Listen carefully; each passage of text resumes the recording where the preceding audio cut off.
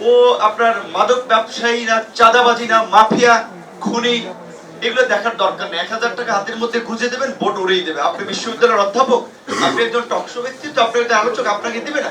সমাজ সংস্কারের জন্য, রাজনীতি সংস্কারের জন্য বোধহয় আমাদের একটু ভাবা দরকার। সংবিধান লিখেছেন ইংলিশে।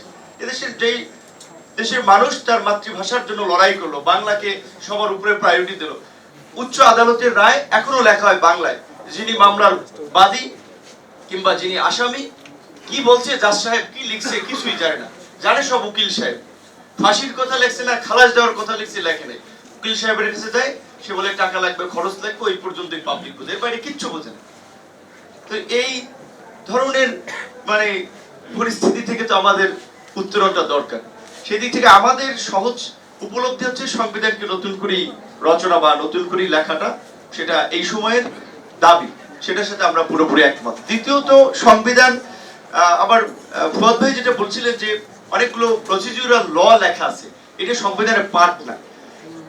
আপনার ঘরকে আপনি তো বিভিন্ন ভাবে সাজাতে পারেন, তো পুলিশ প্রধান কিভাবে নিয়োগ হবে সেটা সংবিধানের পার্ট না হলেও চিফ জাস্টিস কিংবা প্রেসিডেন্ট কিংবা এই ধরনের কনস্টিটিউশনাল পদগুলো সবগুলোর এভারেজ কিছু পদের বিষয়ে সংবিধানে একটা ডিরেকশন থাকতে পারে।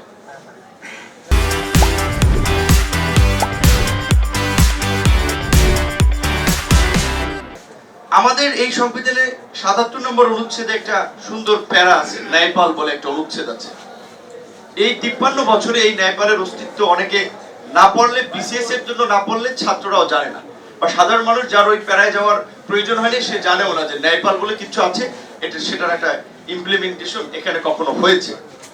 আমাদের দেশে অনেক ভালো ভালো আইন আছে, কিন্তু আইনের আপনার ওই যদি কিন্তুর ফলে যে ফাঁক ফোকর, ওইটার কারণে অপপ্রয়োগটাই বেশি হচ্ছে। সেই জন্য আপনার সোসাইটিকে সেইভাবে উপযোগী করে তৈরি করা, যেটা ফুয়াদ ভাই আরেকটা কথা বলেছেন যে নাগরিক বোধ তার মধ্যে জাগ্রত করা, এটা ঠিক গ্রামে এখনো আছে। ও আপনার মাদক ব্যবসায়ী না, চাঁদাবাজি না, মাফিয়া, খুনি, এগুলো দেখার দরকার নেই। 1000 টাকা হাতের মধ্যে গুঁজে দেবেন, ভোট উড়িয়ে দেবে। আপনি বিশ্ববিদ্যালয়ের অধ্যাপক, আপনি একজন টকশো ব্যক্তিত্ব, আপনি একজন আলোচক, আপনাকে দিবে না, ভোট ওকেই দেবে। তো এই সোসাইটিকে পরিবর্তন করাটাও জরুরি। সংবিধান এবং আইন দিয়ে এই সোসাইটি পরিবর্তন হবে না যদি আমাদের মধ্যে সেই মূল্যবোধ আমরা জাগ্রত না করতে পারি। সেই মূল্যবোধকে জাগ্রত করতে হলে অবশ্যই সেই ধরনের একটা শিক্ষা ব্যবস্থা আমাদের গড়ে তোলা দরকার।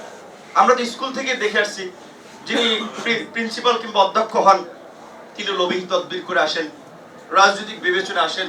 তো ওইখান থেকে তো আমরা ওই লবিং তদবিরই শিখি। তো আমাদের মধ্যে যে অনেস্টি, ইন্টিগ্রিটি, সেগুলো তো আমাদের শিক্ষা ব্যবস্থা, আমাদের স্কুল কলেজ বিশ্ববিদ্যালয় আমাদেরকে শিক্ষা দেয় না। সেই শিক্ষা ব্যবস্থার মাধ্যমে আপনি কিভাবে একটা ডেভেলপ নেশন কিংবা একটা এনলাইটেড সোসাইটি আপনি তৈরি করবেন। তার জন্য এই সংবিধানের পাশাপাশি সমাজ সংস্কারের জন্য, রাজনীতি সংস্কারের জন্য বোধহয় আমাদের একটু ভাবা দরকার।